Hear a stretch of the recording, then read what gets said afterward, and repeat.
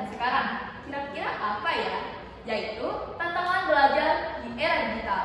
Di sini aku nggak sendiri, tapi di sini kita akan sharing pendapat bersama teman-teman saya. Saya Novita sebagai host dan teman saya Saya Marcella. saya Redes Day. Oke baik, sebelum masuk ke pembahasannya, terlebih dahulu aku mau nanya ke kalian. Menurut kalian, enak gak sih belajar di era digital saat ini? Menurut saya sih enak banget, soalnya kita bisa belajar di mana aja dan kapan aja. Apalagi kalau kita malas ke sekolah, kita bisa akses materi lewat HP atau laptop.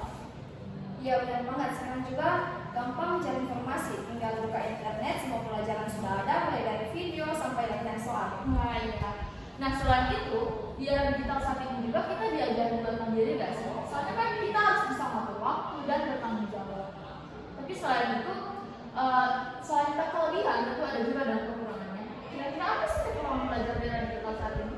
Iya jelas ada, salah satunya itu gangguan dari media sosial.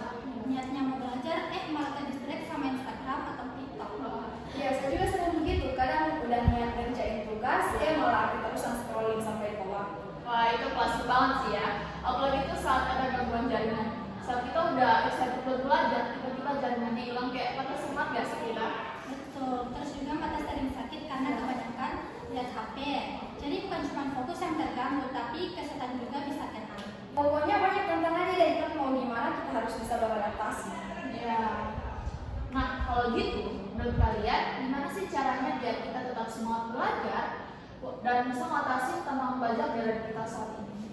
Menurut saya, kita harus mengatur waktu buat belajar dan jangan kebanyakan rebahan dan tentuin jam khusus buat belajar. Iya benar.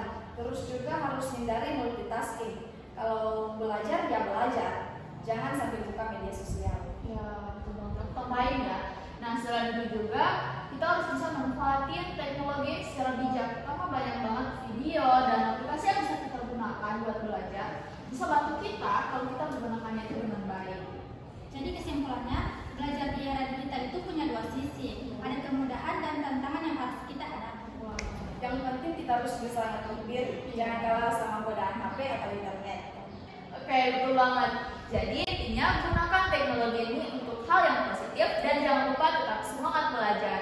Segitu dulu podcast dari kami. Terima kasih telah mendengarkan dan sampai jumpa di podcast selanjutnya. Bye bye.